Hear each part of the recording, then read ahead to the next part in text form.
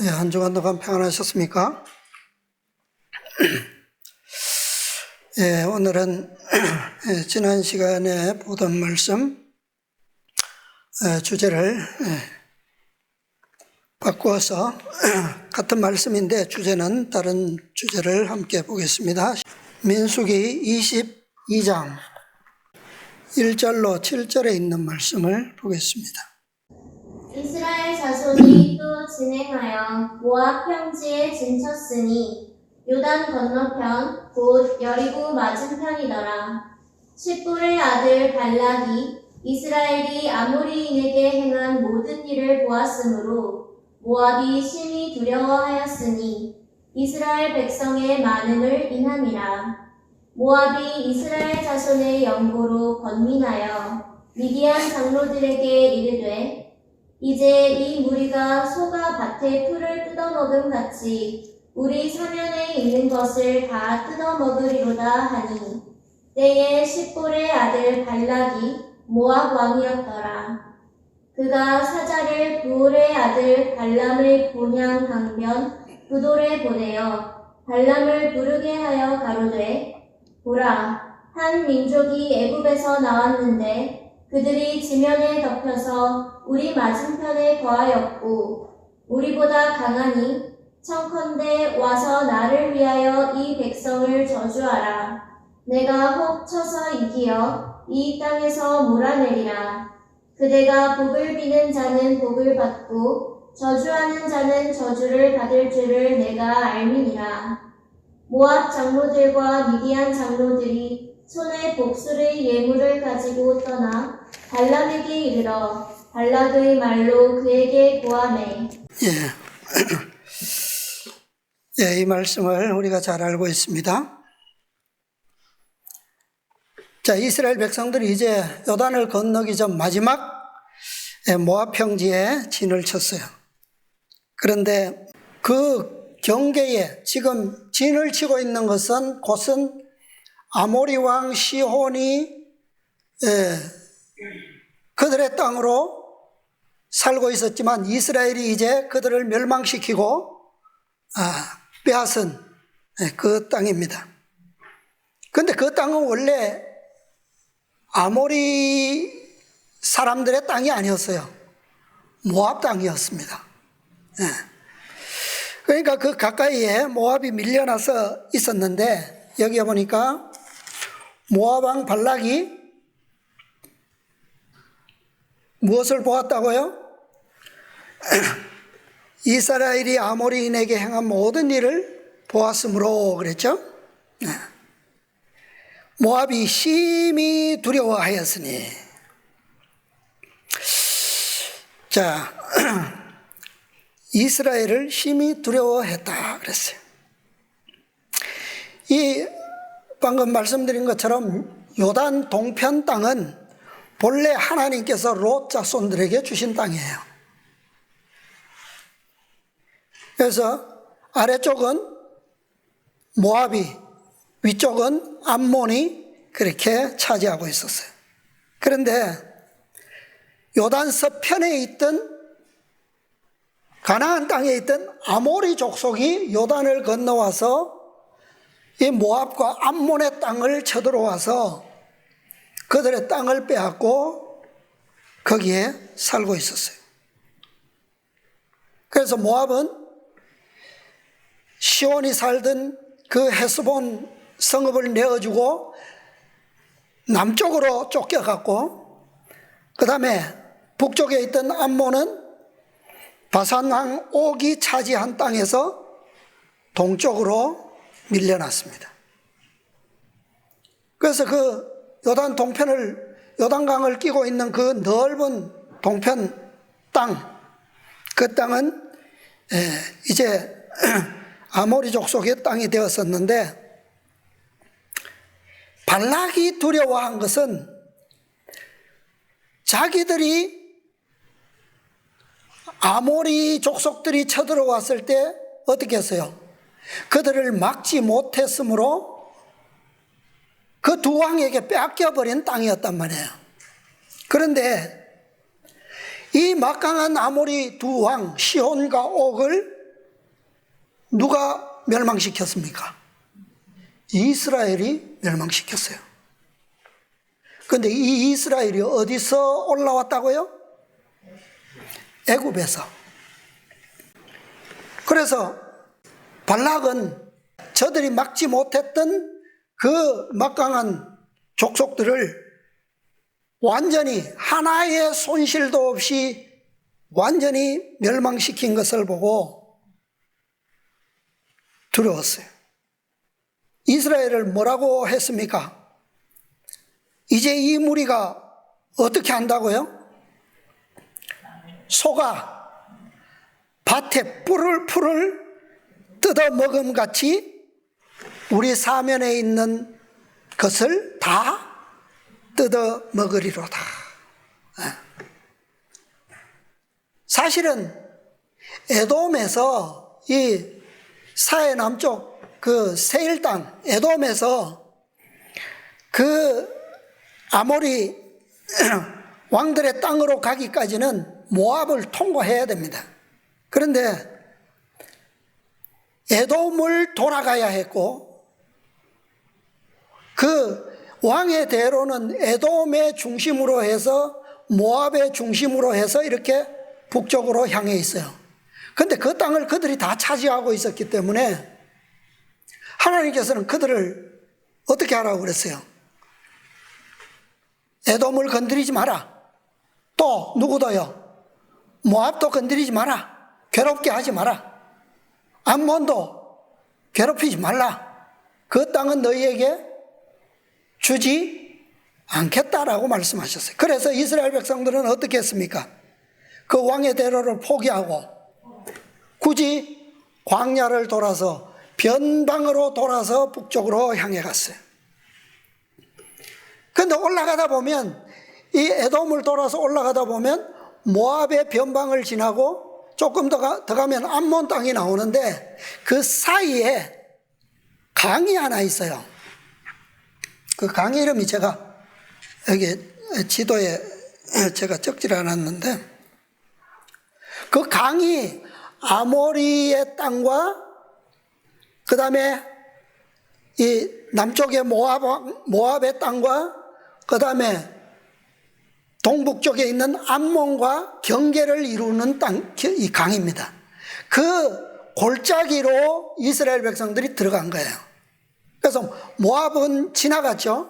변방으로 해서 지나가서 아모리 땅으로 들어가서 아모리 왕 시온을 멸망시키고 그 다음에 계속 북쪽으로 해서 바산왕 옥을 멸망시켰어요. 그래서 모압과 암몬은 건드리지 않았습니다. 그럼에도 불구하고 모압 왕 발락은 이스라엘을 어떻게 했다고요? 두려워했어요. 그래서 무력으로는 인간의 힘으로는 이 이스라엘이 가지고 있는 이 초자연적 능력을 당할 수 있을까요? 없을까요? 없음을 발락이 알았다는 겁니다. 그렇죠? 그래서 발락은 강구하기를 애굽 왕 바로가 그랬던 것처럼 마술의 힘을 빌려서 그 능력으로 이스라엘을 대적하려고 계획한 겁니다. 자, 이 발락이 하고자 했던 이 마술, 이게 뭡니까? 오늘날 우리의 표현으로 하면 뭐예요 이게? 강신술이에요. 강신술.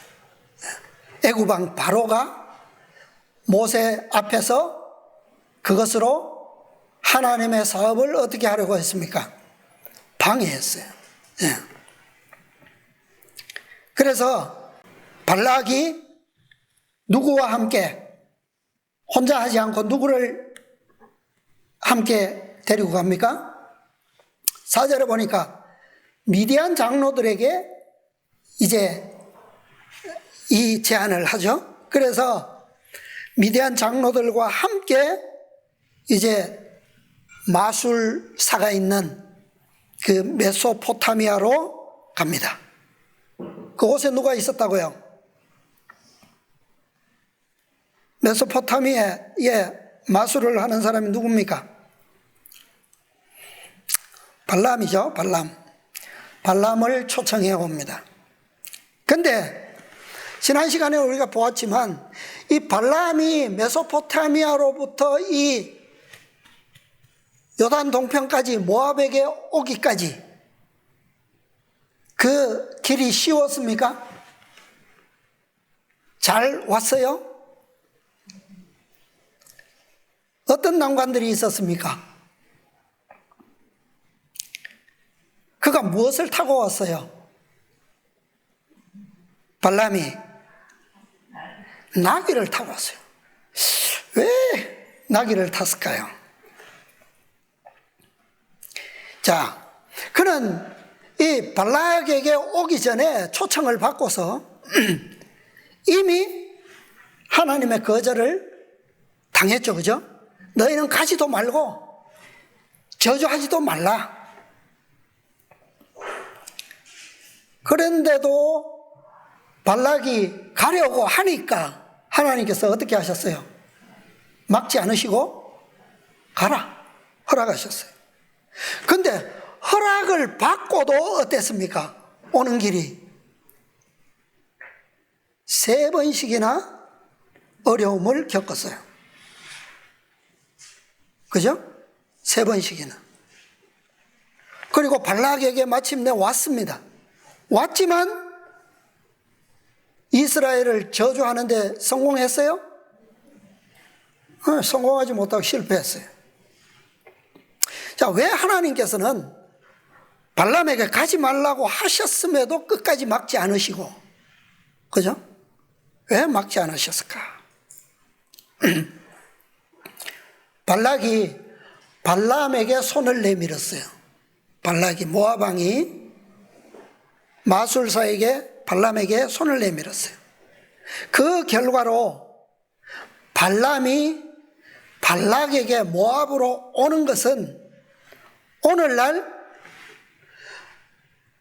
우리의 시대에 성취될 중요한 사건을 보여주는 겁니다. 뭘까요? 모압 왕 발락이 미디안 장로들과 함께 메소포타미아로 가서 손을 내밀어서 마술사, 거짓 선지자 발람을 데리고 와요. 이것은 바로 오늘날 마지막 때에 있게 될 삼중연합을 보여주는 사건인 것 같아요. 자, 이것을 좀 보겠습니다. 자, 계시록 16장의 말씀 한 절 찾아볼게요. 계시록 16장 13절입니다. 또 내가 보매 개구리 같은 새 더러운 영이 용의 입과 짐승의 입과 거짓 선지자의 입에서 나오니. 자, 여기에 존재가 몇 존재가 나오죠? 세 존재가 나오죠. 그죠? 새 더러운 영. 누구입니까? 용. 그 다음에는 짐승. 그 다음에는 새 거짓 선지자. 그죠? 자, 이것은 여섯 번째 대접을 쏟았을 때에 성취될 예언이에요. 그런데 이 연합이 완전히 이루어져서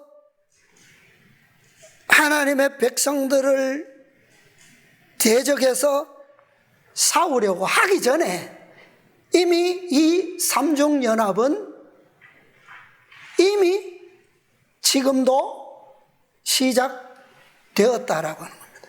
시작되고 있다는 거예요. 그것은 아직 우리에게는 불안간에 오기는 하겠지만 그게 정확하게 언제쯤 될지는 몰라요. 그러나 이 연합은 지금 벌써 뭐 되고 있다? 시작되고 있다. 자, 그 부분을 좀 생각해 봅니다. 각시대의 대쟁투 588쪽입니다. 자, 작은 제목 강신술과 현대 기독교.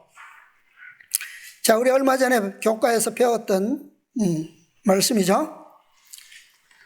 사단은 두 큰 오류, 뭡니까? 영혼 불멸설과 또 하나는요, 일요일 신성설을 통하여 사람들을 그의 기만 아래 들어오게 할 것이다. 영혼 불멸설은 강신술의 기초가 되고 일요일 신성설은 로마 교회에 대한 공명심을 일으킨다. 자, 그 다음에 잘 봅시다. 미국의 개신교도들은 솔선하여 강신술과 손을 잡기 위하여 시면을 넘어 그들의 손을 내밀고 또 그들은 큰 구렁텅이를 넘어서 누구와 손잡기 위해? 로마 교회의 세력과 악수하기 위하여 손을 뻗칠 것이다.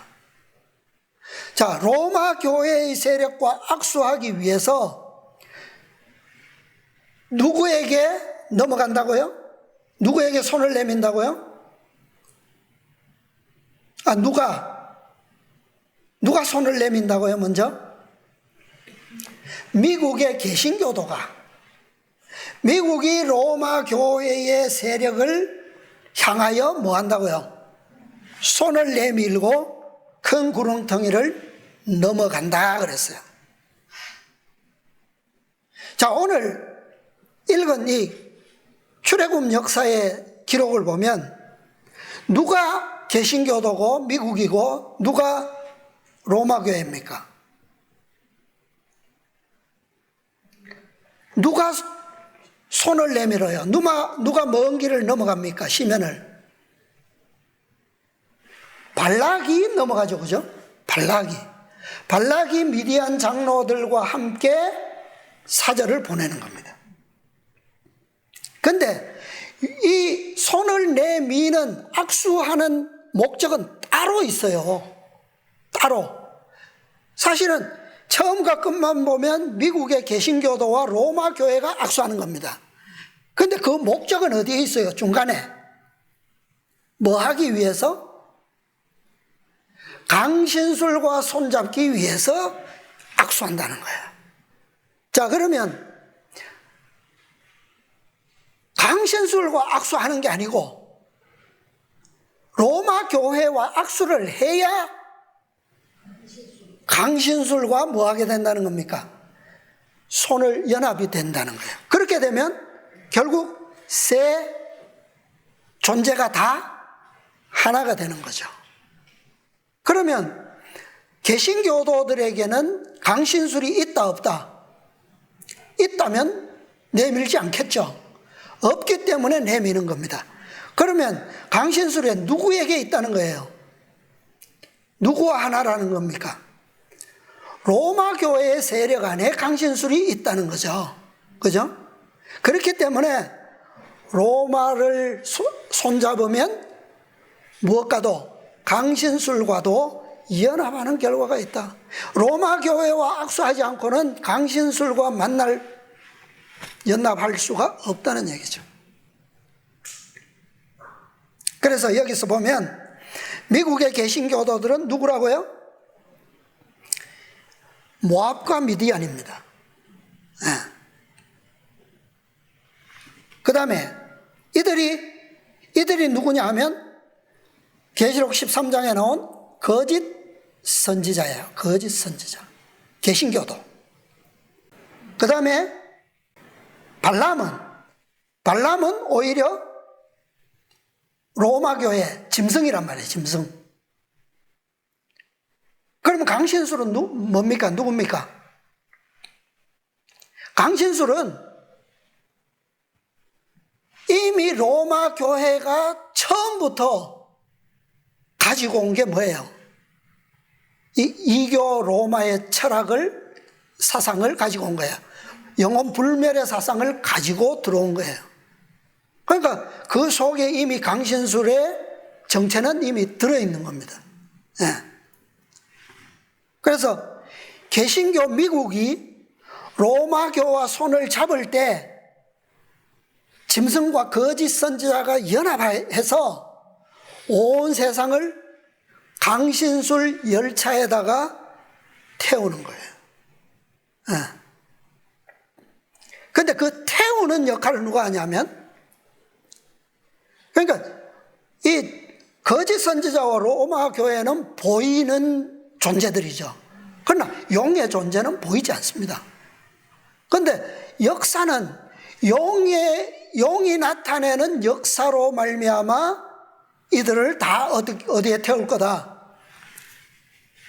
이 강신술 열차에 태울 거라는 거예요. 멸망의 열차에. 예. 자, 대장도 그 다음 문단 보겠습니다. 강신술이 오늘날의 유명무실한 그리스도교를 더욱 잘 모방하면 할수록 그는 더욱 큰 기망과 유혹의 세력을 갖게 된다. 사단은 현대의 감각에 맞추어서 스스로 변장한다. 그는 빛나는 천사의 모양으로 나타날 것이다. 누가 이렇게 다 한다고요? 강신술이 사단이 하는 거지만 그 사단이 이렇게 한다고 하면은 안 믿잖아요. 그죠? 근데 그것은 어떤 형태로? 강신술이라고 하는 그런 형태로서 그리스도의 모양으로, 천사의 모양으로 다 일을 행할 거라는 거예요. 강신술의 매개체를 통하여 이적들이 행해지고 병 고침을 받게 되고 부인할 수 없는 많은 기사들이 나타날 것이다. 그리고 그리고 그 영들은 성경을 믿는 그들의 믿음을 뭐하고? 고백하고 교회의 제도들에 대한 존중심을 뭐하고? 표명할 것이므로, 그러니까 유명무실한 그리스도 교회가 가지고 있는 성경과 예배와 이런 것들에 대해서 다 인정하겠다는 거예요. 그대로 다. 그러므로 그들의 활동은 마치 무엇처럼? 하나님의 능력의 표현처럼 인정될 것이다. 이게 강신술이 나타내는 이적들입니다. 빛의 천사로 가장해서 그리스도가 하신 모든 표적들을 행하니까, 그리고 개신교회가 가지고 있는 성경을 인정하고 그대로 인정하고 그 제도들도 존중하고 그러면서 이렇게 하니까 안 믿을 사람이 있겠어요? 네. 자, 그 다음 또 계속 보겠어요.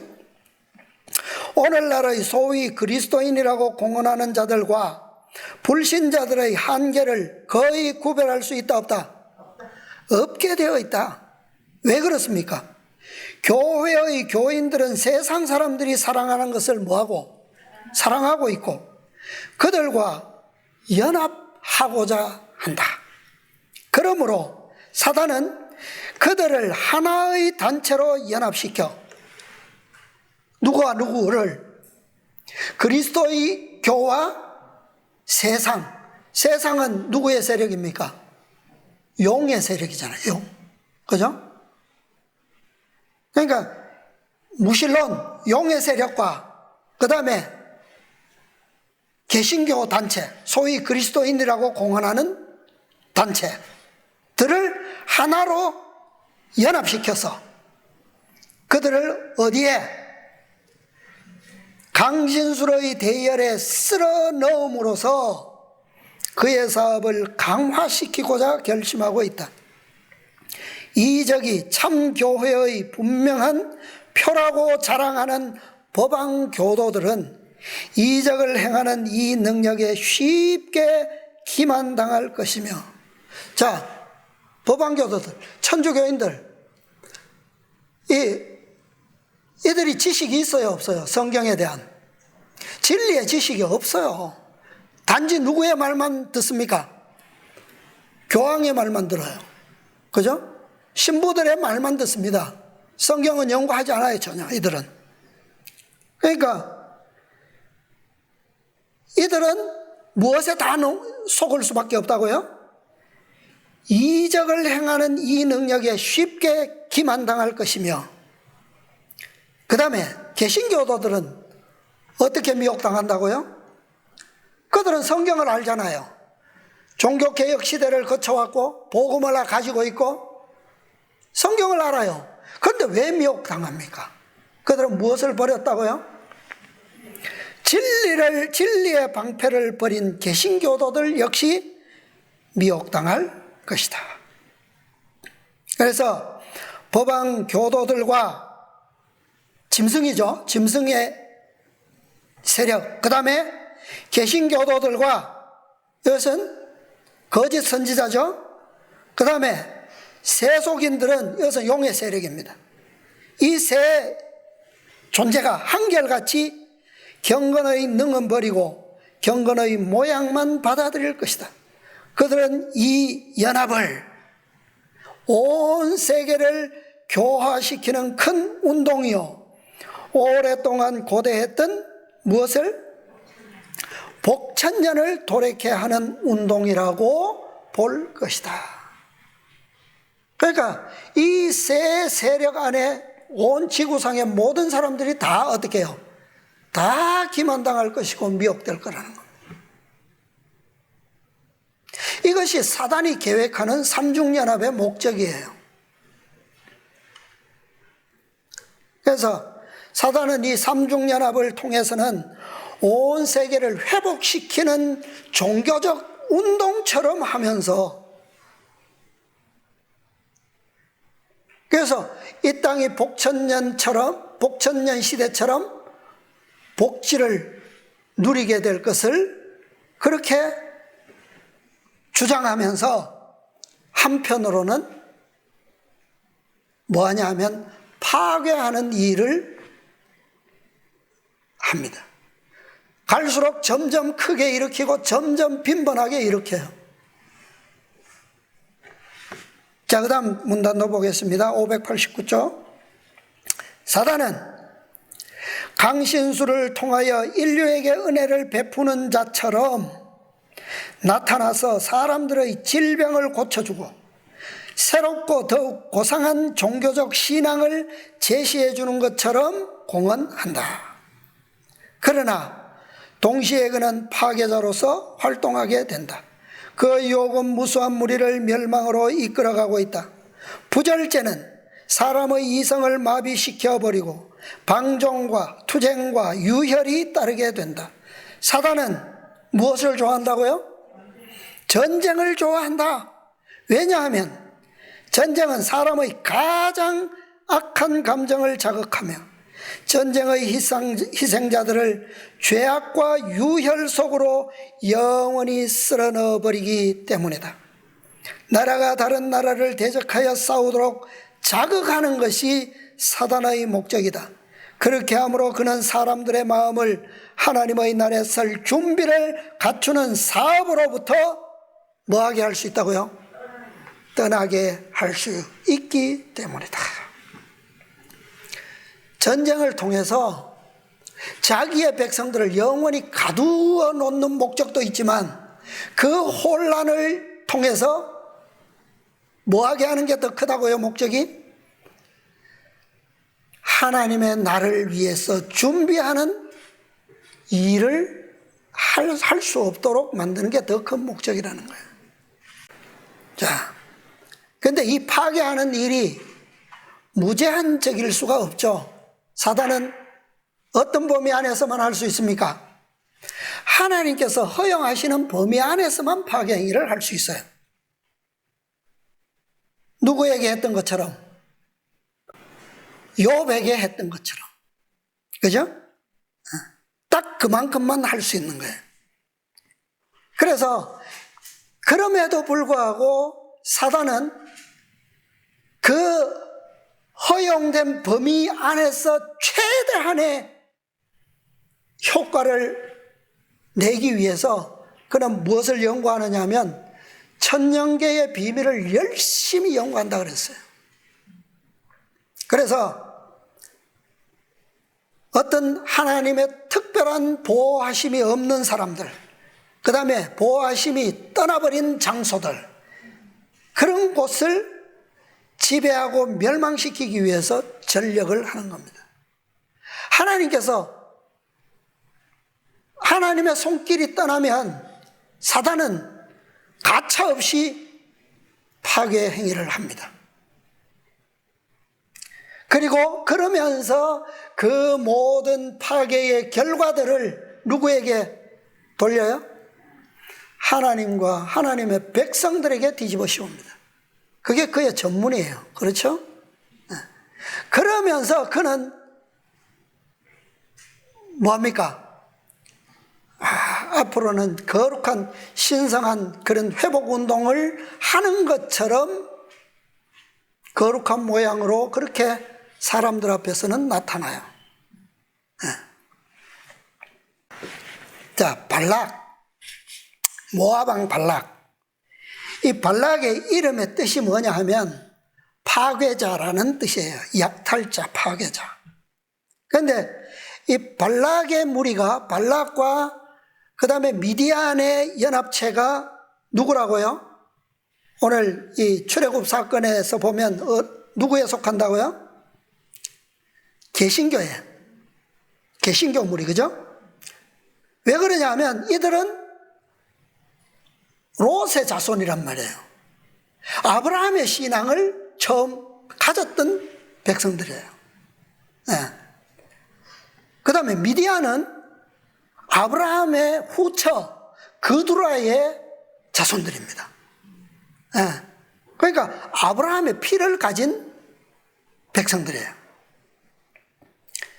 부자 선지자 438쪽에 보면 모압 백성들은 국민성과 종교의 양면에 있어서 미디안인들과 매우 밀접한 관계를 가지고 있었다. 모압과 미디안은 종교적으로나 국민성으로나 아주 유사했다는 거예요. 그 이유가 뭘까요? 그것이 시작이 바로 아브라함으로부터 시작되는 거예요. 그죠? 그러니까 이들이 바로 개신교계다. 그 다음에 발람을 봅시다. 발락이 발람에게 손을 내밀었다 그랬잖아요. 발람은 뜻이 뭐냐 하면 이방인입니다. 이방인. 백성이 아닌, 다시 말하면, 더 쉽게 말하면 이 백성에 속하지 않은 자라는 말이에요. 자, 하나님 편에서 보면 이 백성이 아닌 자, 이방인, 발람이 그런 사람이, 그런 족속의 사람입니다. 자, 그런데 이 사람을 부조와 선지자에서는 이렇게 설명합니다. 439쪽에 보면 일찍이 발람은 선량한 사람이었고 하나님의 선지자였다. 그러나 그는 배도하고 탐욕에 빠져 있으면서도 여전히 지극히 높으신 분의 종이라고 공언하였다. 발람은 불의의 삭슬 사랑하였다.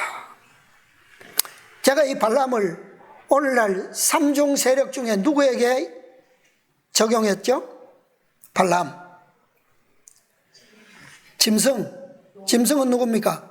로마 교황권 세력. 거기다가 연결시켰단 말이에요. 자, 개신교회가 이스라엘의 신앙과 가까워요? 아니면 로마 교회가 이스라엘의 신앙과 가깝습니까? 어디가 가까워요? 개신교가 가깝죠, 그죠? 네. 그러니까 발람은 본래는 이방인이에요. 로마 교회는 본래 이방인이에요. 그러니까 그러면 어떻게 이방인인 자가 하나님의 선지자가 됐느냐? 그것은 로마 교황권의 공언을 보면 알 수가 있어요. 로마 교황권에 의해서 자칭 하나님의 선지자가 된 사람입니다. 로마 교회가 그렇게 부르짖잖아요. 그렇게 공언하잖아요. 그죠? 하나님의 그리스도의 대리자다. 예. 자기 교회가 어디에 서 있다? 반석 위에 서 있는 교회다. 그렇게 얘기하잖아요. 그래서 그러면 자, 모압 왕 발락과 미디안이 개신교계 미국, 오늘날 미국을 가리킨다면 미국의 자유와 영토를 침략한 아모리 두 왕 시혼과 옥은 누구를 가리킵니까? 이스라엘이 시혼과 옥을 멸망시켰잖아요. 그죠? 네. 그러면 미국의 종교 자유와 미국의 민주주의를 위협하는 두 왕, 그들이 누굴까요? 미국을, 오늘날 미국의 그 신앙의 자유와 민주주의를 혼란시키는 문제가 오늘날 이슈가 있어요. 하나는 테러입니다. 테러. 테러가 주로 누구에게서 일어나요? 누가 일으킵니까? 세계적으로 대부분 보면 이슬람 국가들이 일으켜요. 이슬람 족속들이. 그 다음에 또 하나가 있는데 미국의 민주주의를 방해하는 또 하나가 있는데 그게 핵입니다. 핵. 핵은 누가 핵을 가지고 미국을 자꾸 괴롭힙니까? 공산주의, 북한, 중국 이런 나라들이에요. 그죠? 왜? 미국의 말을 안 듣잖아요. 이슬람 세력도 미국의 말을 안 듣잖아요. 그죠? 자, 개신교회는 안식일이 제7일 토요일인 것을 알아요, 몰라요? 모릅니다. 왜냐하면 그들이 지키는 일요일 안식일은 그들이 참 안식일을 성경적으로 연구하거나 그들이 개혁을 통해서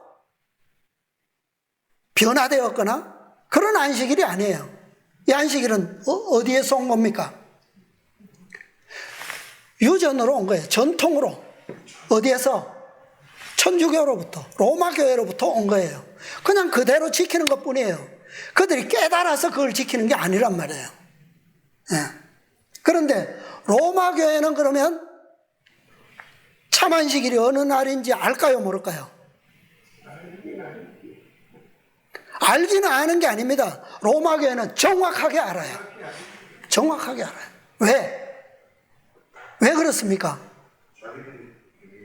그렇죠. 자기들이 참안식일이 이 제7일 토요일인 것을 알면서도 뭐 했기 때문에 변경시켰다. 그리고 그 변경시킨 것을 어떻게 합니까?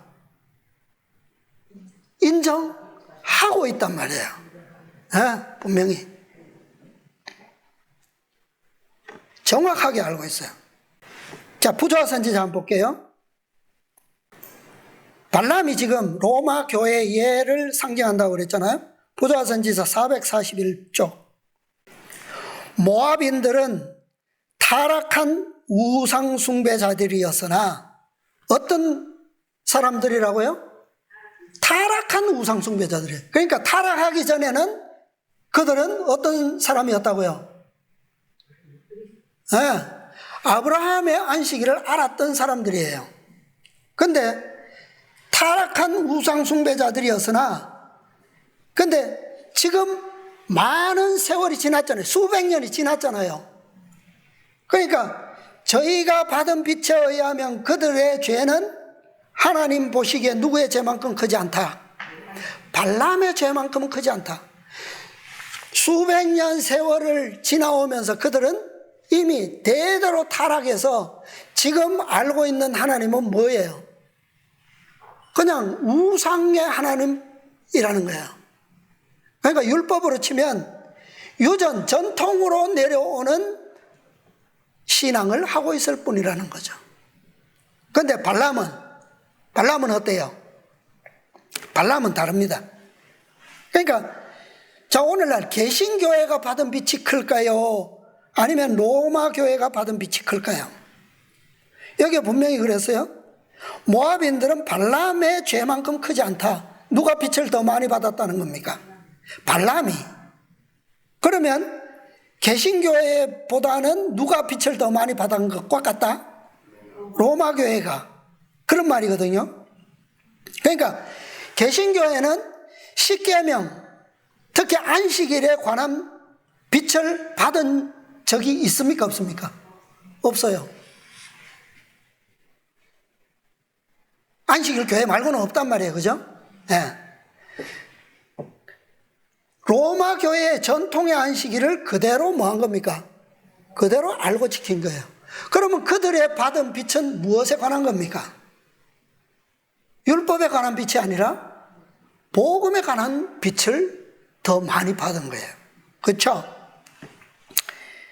그래서 그들은 로마 교회에 쏟고 있는 겁니다. 율법에 관한 한. 그렇죠? 그러나 로마 교회는 어때요? 안식일에 대해서 잘 알고 있죠? 잘 알고 있습니다. 그들은 사도시대 이래로 지켜오던 그 참 안식일을 잘 알고 있어요. 그것을 언제요? 주 300 몇 년입니까? 321년에 일요일로 자기가 바꾼 거잖아요. 로마 교회가. 네. 그래서 그는 하나님의 선지자라고 공언했으므로 그가 말하는 모든 것은 하나님의 권위에 의하여 말한 것으로 간주될 것이었다. 그러니까 자기는 거짓말을 해도 보는 사람들 입장에서는 누구로 받아들일 것이다? 하나님의 말씀으로 받아들일 것이라는 거예요. 그런 거로 그는 자기가 원하는 대로 말할 허락을 어떻게 해요? 받지 못하고 하나님께서 그에게 주실 기별을 전해야 하였다. 그러니까 발람의 입장은 지금 발락과 미디안 장로들이 보기에는 그가 하나님의 선지자이기 때문에 진리로 받아들여질 것이기 때문에 그는 이스라엘에게 거짓을 뭐 할 수 없다? 말할 수 없다는 거예요. 네.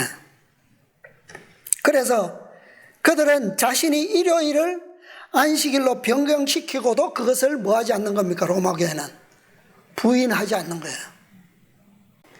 스스로 인정할 수밖에 없는 이유가 그거예요. 발람처럼. 네. 내가 네게 이르는 말만 준행할지니라고 하나님께서 명하셨다.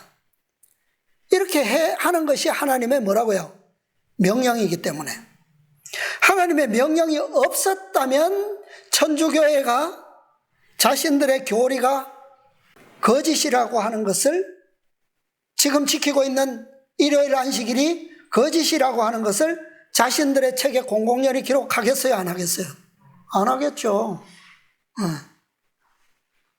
하나님의 명령 때문에 그것을 자기는 잘못된 길을 가면서도 그걸 뭐 하는 거예요? 인정하고 있는 거예요. 이게 하나님의 뜻입니다. 그런데 발락에게로 가는 길이 순탄치가 않죠? 발람은 하나님의 허락이 혹 지금이라도 취소되지는 않을까 마음은 조급합니다. 그래서 나귀를 타고 가는데 3번씩이나 길을 가는데 방해를 받았어요. 첫 번째는 어떤 방해입니까? 나귀가 가다가 지난 시간에 봤잖아요. 나귀가 가다가 어디로 가버렸어요? 길로 가지 않고 밭으로 들어가 버렸어. 두 번째는 협소한 길을 지나가는데 나귀가 어떻게 했어요? 그냥 가면 좁은 길일지언정 그냥 가면 되는데 어떻게 했다고요? 발람의 발을 그냥 벽에다가 그냥 쥐 끌고 비비면서 가버렸어요. 상처를 냈어요. 세 번째는요, 좌우로 피할 수 없는 좁은 곳에서 나귀가 길에 푹 주저앉아 버렸어요. 누구를 보고? 천사를 보고. 자, 이 3번의 방해가 오늘날은 어떻게 나타났는지 좀 생각해 봐야 되겠습니다. 자, 첫 번째 방해는 1844년입니다. 1844년에 어떻게 방해를 받았죠? 이 나귀는 어떤 짐승이에요? 나귀는 예수님께서 타셨던 짐승이잖아요. 왜 그 나귀를 타셨어요, 예수님이? 그게 무슨 상징이기 때문에? 겸손. 그죠? 겸손. 그런데 나귀가 1844년에 결론은 뭐가 돼야 됩니까?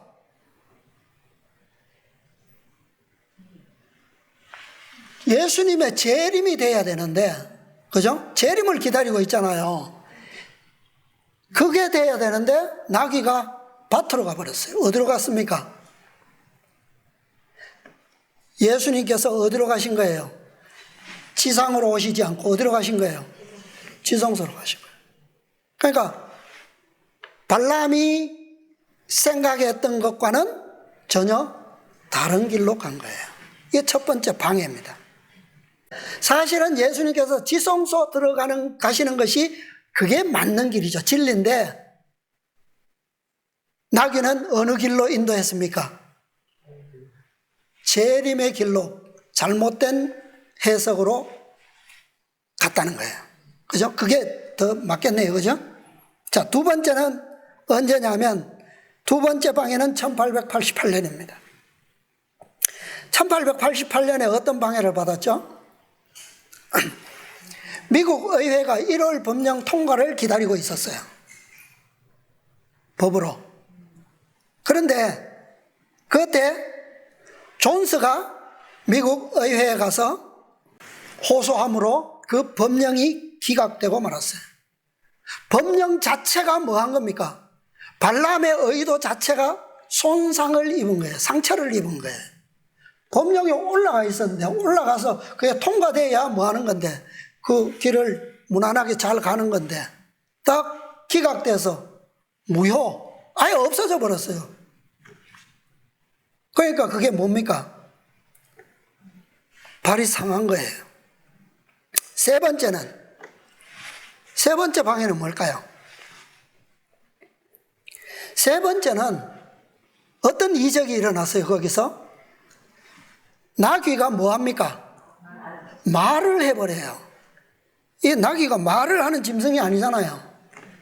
그런데 말을 딱 했고 그때 발람의 눈이 탁 열려서 뭘 봅니까? 천사가 길을 막고 선 것을 보았어요. 자, 부도와 선지자 한번 볼게요. 442쪽. 부도와 선지자 442쪽. 이와 같이 여행이 방해받는 것을 보고 분노한 발람은 마치 사람에게 말하는 것처럼 그 짐승에게 네가 나를 거역하는 영혼이 내 손에 칼이 있었더라면 곧 너를 죽였으리라고 말하였다. 자기가 타는 동물도 죽일 능력이 없는 자칭 마술사가 온 국민에게 저주를 선언하여 그들의 능력을 마비시키려 가다니. 로마 교회가 타고 있는 나귀. 로마 교회는 누구를 타고 있다고요? 그리스도를 타고 있잖아요. 그죠? 자칭 그리스도의 대리자. 로마 교회가 그리스도를 죽일 능력이 있어요, 없어요? 나귀를 죽일 능력이 없었던 것처럼 주인이라고 자칭하는 그 교회도 그리스도를 죽일 능력이 없죠. 결코 그는 이스라엘을 저주할 수 없습니다. 로마 교회는 자기의 입으로는 절대 그게 불가능해요. 안 돼요. 왜? 하나님께서 뭐라고 하셨기 때문에 저주하지 말라 말씀하셨어요. 세 번째 이 방해, 이적은 나귀가 말하는 이적인데 이것은 앞으로 우리가 경험하게 될 겁니다. 그죠? 나귀가 말하는 이적이 일어날 거예요. 그리고 하나님께서 친히 막으실 겁니다. 지금 로마 교회의 수장인 네오 14세 결코 하나님의 참 교회를 저주하지 못할 겁니다. 왜? 그는 지금껏 그 위에로부터 해온 것처럼 그들은 평화의 선두예요. 그죠? 평화의 사도들입니다. 그런데 발람이 이스라엘을 저주하는 데는 실패했어요. 그런데 이스라엘은 어떻게 됐습니까? 발람은 이스라엘을 저주하는 데는 실패했는데 이스라엘은 어디에 빠졌어요? 배도했어요. 이게 이제 앞으로 우리에게 이루어질 비밀들입니다. 자신은 못했지만 발락이 미디안 여인들을 이스라엘 진영으로 끌어들여서 이스라엘로 하여금 뭐하게 합니까? 배도하게 만들어요. 근데 그 수가 어디서 나옵니까? 그 방법이 발람에게서 나왔어요. 그게 오늘날 이루어질 비밀이에요. 그 방법을 발람이 알려준 거예요. 자기는 하나님께서 하지 말라 명하셨기 때문에 할 수 없어요. 그러나 나는 할 수 없지만 누구는요? 미국은 할 수 있다는 거예요. 발락은 할 수 있다는 겁니다. 그래서 일요일 법령이 로마 교회가 선포하는 게 아니라 누가 내리는 거예요? 미국이 내리게 되는 겁니다. 나는 본래 이방인이야. 그러나 너희는 이스라엘의 혈통을 나누어 가지지 않았느냐 이 말이에요. 그죠? 롯의 자손들 셈족이란 말이에요. 그런데 저 로마 교회의 혈통은 어느 혈통입니까? 셈 말고 누구죠? 야벳. 혈통이 달라요. 그런데 발락과 미디안은 다 누구의 혈통이에요? 셈의 혈통이고 아브라함과 그 혈통을 나누어 준 관계란 말이에요. 그러니까 이 혈통으로 뭐 해봐라? 연합해봐라는 거죠. 나는 이방인이라 안 돼. 그러니까 개신교의 혈통적 관계는 로마 교회와의 혈통적 관계는 무엇으로 되는 거예요? 율법으로는 안 됩니다. 무엇으로 돼요? 복음적 관계로 된다는 거예요. 그래서 로마 교회는 행함으로 말미암는 구원이지만 개신교회는 뭐예요? 믿음으로 말미암는 구원이 누구와 같기 때문에. 자, 개신교회의 복음과는 누구와 같아요?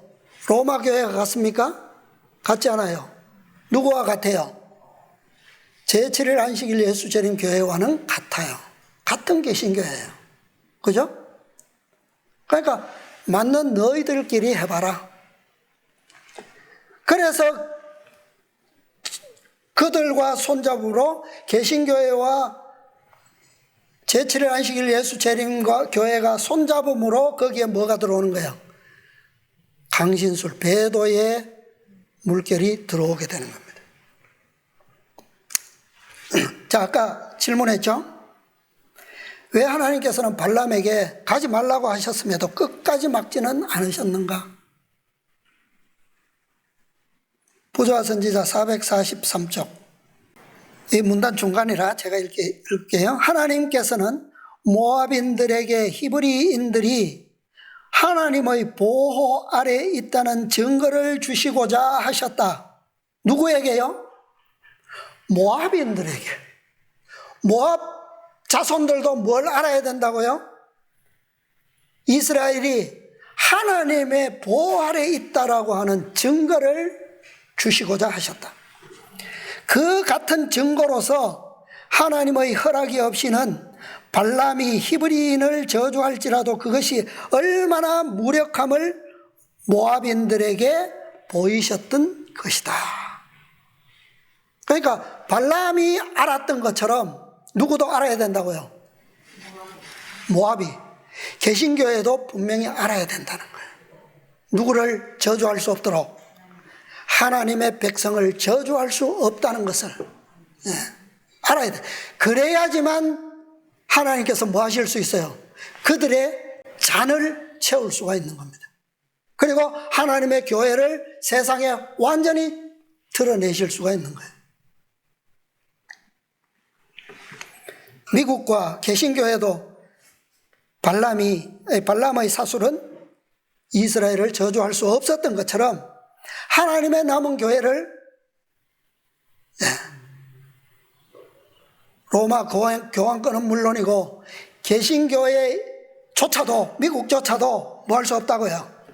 무너뜨릴 수 없다는 것을 알아야 되는 거예요. 그렇게 해서 로마 교황권의 죄의 잔도 채워지고 개신교회의 배도의 잔도 채워지게 되는 것입니다. 그래서 사업이 끝나요. 로마 교황권이 엄청 센 것 같잖아요. 그죠? 근데 사실은 어때요? 겉보기는 화려하고 센 것처럼 보이지만 사실은 그 속내는 뭐예요? 발람처럼 조마조마한 거예요. 왜? 저 하나님의 백성들을 저주하지 못하면 어떻게 해요? 자기가 그렇게 하지 못하면 자기의 목적이 어떻게 됩니까? 물거품이 돼요. 명예도 얻지 못하고 재산도 금도 얻지 못하고 다 날아가는 거죠. 그래서 그런 조마조마한 심정으로 미국을 조정하는 겁니다. 그래서 발람은 어떻게 하느냐 하면 이 실패하지 않기 위해서 와서 이스라엘이 드리는 그 희생제도 그것을 발람은 어느 정도 알고 있어요. 그래서 그것보다 훨씬 능가하는 7개의 제단을 샀습니다. 원래 이스라엘 백성은 하나의 제단에다가 모든 것을 해요. 그렇죠? 그런데 그런 심령으로 축복을 받으리라는 그런 심령으로 그렇게 하면 축복하실 거야. 그런 자기 기만으로 7개의 단을 쌓았어요. 그게 뭡니까? 온갖 빛의 천사로 가장해서 온갖 이적과 백성들을 축복하는 것처럼 나타낼 이적이 그렇게 나타난다는 거예요. 그래서 오늘 우리가 이 중요한 때 강신술의 이적을 통해서 오늘날의 그 유명무실한 그리스도교, 기독교, 개신교를 아주 잘 모방해서 그렇게 세상에 나타낼 거라는 겁니다. 자, 이러한 미혹, 기만에 우리가 속지 않기 위해서는 뭐밖에 없습니까? 오늘 우리에게 말씀을 통해서 주어진 이 견고한 말씀의 기초, 믿음으로 굳게 서는 것밖에 없습니다. 우리가 말씀 위에 섰을 때에 누가 도와주시는 거예요? 그리스도께서 우리를 도와주시는 거예요. 말씀 위에 우리의 믿음이 세워지지 않으면 우리를 도우실 방법은 없습니다. 그렇죠? 그래서 우리가 하나님의 말씀을 우리가 믿고 신뢰하고 또 그것에 의해서 약속을 구할 때 하나님께서는 그리스도를 통해서 도우시고 성령을 보내시고 천사들을 보내셔서 우리를 이 미혹의 때에 우리를 붙들어 주실 것입니다. 우리 모두 함께 견고한 반석에 말씀의 반석 위에서 승리하시게 되기를 바랍니다.